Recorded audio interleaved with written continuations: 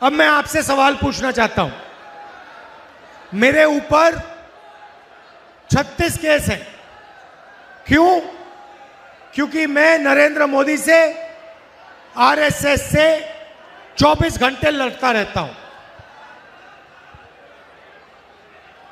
आज मैं यहां आया हूं, मैं बेल पर हूं, मैं बेल में हूं और मैं आया हूं। नरेंद्र मोदी ने मेरा सरकारी घर ले लिया, मेरी लोकसभा की मेंबरशिप रद्द कर दी थी और ईडी ने 55 घंटे मेरा इंटेरोगेशन किया। मैं आपसे पूछना चाहता हूं, ममता जी का ईडी ने कितना इंटेरोगेशन किया है?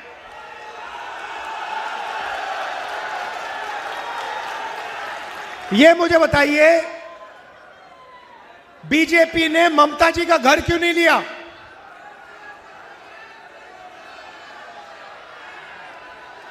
उन पर 36, 38, 40 केस क्यों नहीं है? पूरा बंगाल जानता है कि तृणमूल के लोगों ने भ्रष्टाचार किया।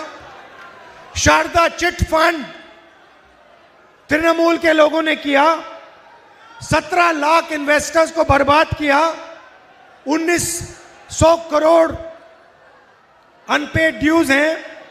रोज वैली चिट फंड स्कैम किया। 31 लाख लोगों का पैसा लिया। 6600 करोड़ रुपए उनके लिए। कोल स्मगलिंग होती है, गुंडा टैक्स कलेक्शन होता है। मगर नरेंद्र मोदी, आरएसएस, बीजेपी ने ममता जी का कभी इंटेरोगेशन नहीं किया, ममता जी का घर नहीं छीना, ममता जी पर आक्रमण नहीं करते। क्यों? क्योंकि वो जानते हैं कि असली लड़ाई तृणमूल से नहीं है, असली लड़ाई कांग्रेस पार्टी से है, खारगे जी से है, राहुल गांधी से है, प्रियंका गांधी से है, कांग्रेस पार्टी के नेताओं से।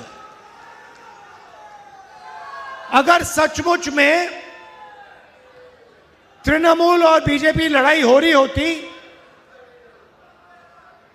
तो ममता जी पर अनेक केस होते। वो बेल में होती, बेल लेकर बाहर होती, उनका 55-70 घंटे इंटेरोगेशन हुआ होता, उनका घर छीन लिए थे। क्योंकि ये सब लोगों के साथ करते, जो भी इनके खिलाफ लड़ते हैं उन पर वो पूरा आक्रमण करते हैं। फिर वही आके घूम के एक और आया चाटू का। चुनाव आयोग गलत है, बिल्कुल गलत है, बेईमान है। कराओ महाराष्ट्र में रिकाउंटिंग, कराओ हरियाणा में। सरकार हमारी बन रही थी कांग्रेस की, कैसे शाम को पलटा हुआ। इसका वाराणसी का कराइए जांच दोबारा। 10,000 वोट से पीछे थे प्रधानमंत्री जी, कैसे आगे हो गए? 2 घंटे लाइट क्यों गायब हुई? ये सर्वे कराइए, दोबारा जांच कराइए। लेकिन बंगाल की जनता पहले से मन बना के रखी हुई थी, जो ममता बनर्जी ने बंगाल को बर्बाद कर दिया। शराब, देश को बर्बाद करने वाले ये मोदी जी, अरे देश को बर्बाद करने वाले आपके मोदी जी, अमित शाह, देश को बर्बाद कर दिया बीजेपी ने। दिल्ली को बर्बाद, जहां जहां इनकी सरकार है उन राज्यों को बर्बाद कर दिया इन्होंने।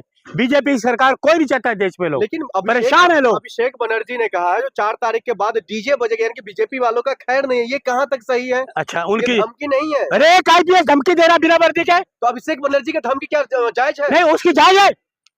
आईपीएस की धमकी जायज है। वो कानूनी प्रक्रिया, अरे उसने वर्दी डाली थी, कोई नहीं करेगा। अरे वो कानून का आदमी कैसे धमकी देगा? कानून का आदमी धमकी देगा? ये देगा कानून का आदमी जो आईपीएस हो, मलिक जी देगा धमकी इस प्रकार की? नहीं दे रहा था, वो बस जो है वहाँ का नियंत्रण। अच्छा, नियंत्रण है, ये धमकी है। उसकी धमकी होगी, इसकी धमकी नहीं होगी। वाह वाह वाह, कैसे बनाया तेरे को पत्रकार भाई? कहाँ पास किया तुमने, कहाँ पास किया, मुझे बता दे। लेकिन बंगाल की जो माहौल है, ये माहौल और एग्जिट पोल तमाम चीजें जो है बीजेपी का। I can't believe exit poll, भाई पत्रकार महोदय, आई कांट एग्जिट पोल। ये सब झूठ को परिंदे मेरे सामने मत लो। अरे सुनिए, गोदी मीडिया छोड़िए, मेरे सामने छोड़िए। भरोसा नहीं है? मैं नहीं भरोसा, सुनिए, मेरे को भरोसा है 4 तारीख को जाएगा।